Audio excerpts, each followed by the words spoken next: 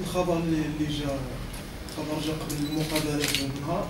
يعني التكتيك والمنظومه ديال المدرب اللي هي زعزعات، يعني مدرب ناس هومين كامله هو كيعمل على واحد الطريقه باش يلعب في كونتر الوداد، وكيجي هذا الخبر ديال انك توقف قبل المقابله انه غير منطقي هذا.